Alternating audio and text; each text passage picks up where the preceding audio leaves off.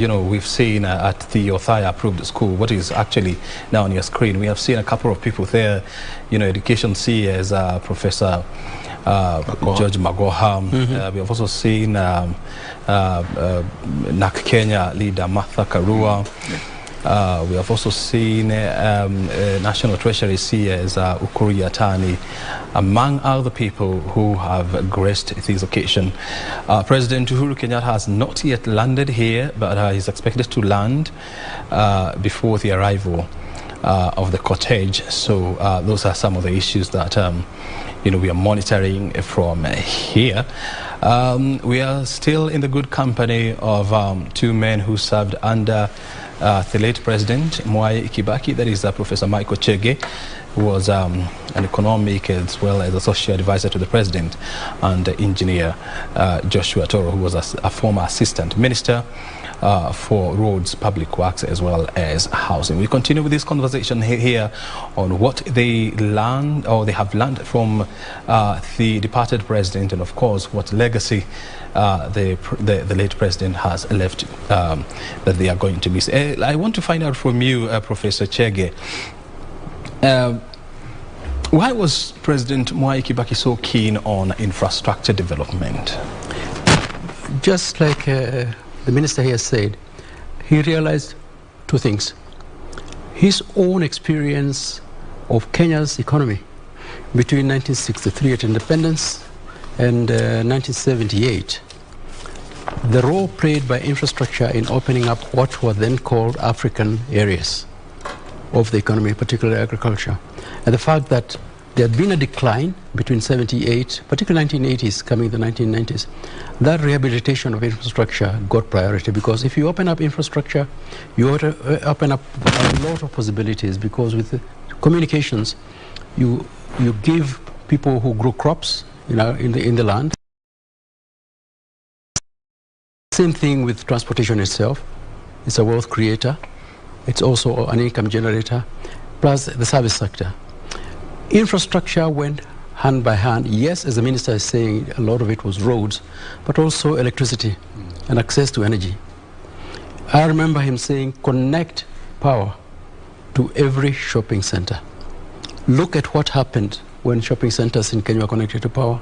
Small, medium enterprises that use electricity, including handsets for users of telephones like yourselves. And the industries associated with that, M-Pesa and all of that, which has made Kenya famous. All of this ride at the back of infrastructure, and I think that is why he wanted it. He generated growth and gave people hope. You just mentioned Thika Superhighway. Look at what the situation was there before and after. It's not just the highway.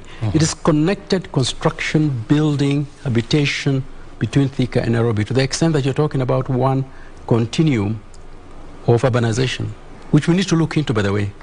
Yep. That it must be planned, better planned, because, and by saying better planned, it means more infrastructure, because we need better roads, you need sanitation, you need water, and also you need public places, and schools, and hospitals, and all of that.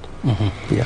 And it's proper to say that, yes, indeed, you know, infrastructure development, you know, has a spurring effect on development of local villages, and that is quite apparent, you know, because when you use some of the bypasses, you know, that you know, the late president, you know, constructed, like the western bypass, the eastern bypass, the southern bypass.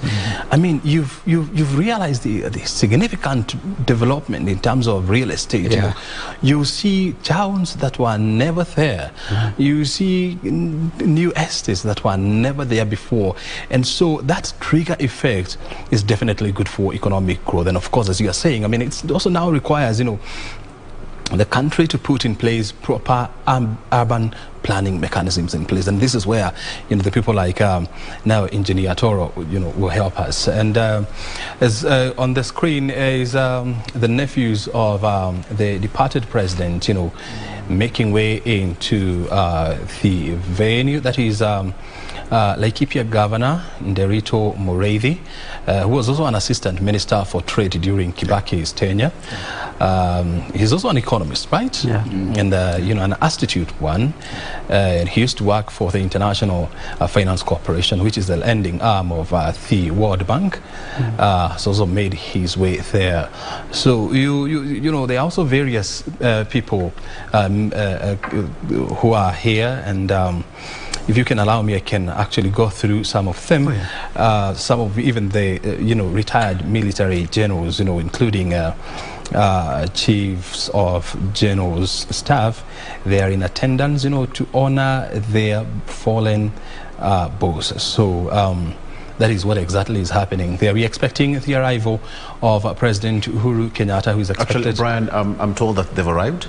Oh, the president has arrived? The president has arrived, has landed at Othaya Boys High School, as well as DP Ruto and former Prime Minister Raila Odinga. All of them are in Othaya Boys High School. Probably that's where they'll pick up from that particular point, and a clear indication that they're almost getting home. Yep.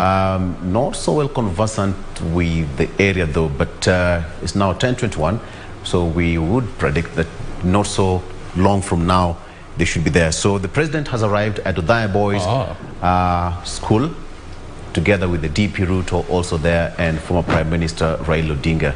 So yes, as we said, he is the man to receive the former head of state at that particular event. We'll get the pictures. Actually, I've been told that they're just going through Mokoreni town, eh? That's Mokoreni. Yeah, that's Mokoreni town. Yeah. So I don't know, what's the distance from Mokoreni to the approved school? It's not Engineer? far. It's not far. Well, it's Could like be 10 kilometers. Yeah, 10 kilometers. It's not far. It's not far. It's not far. All right. So it's proper to imagine that in the next 15-20 minutes they should be there. You know, Mokoreni and Othaya, they are just next to one another. They are smaller constituencies, so they are just next to one another. Yeah. Yeah. So from Mokoreni, the next town is Othaya. From Mokoreni. Yeah. The next town is Othaya. The next town is Othaya town. Eh? Yeah. And how far is the approved school from Othaya town? That one I have no idea. I have not been to approved school, but it must be around there, within the same vicinity. I think it must be closer to the residence place of birth, Gatuyaini, which is not in Othaya town, a little bit further out. But we understand the president is not going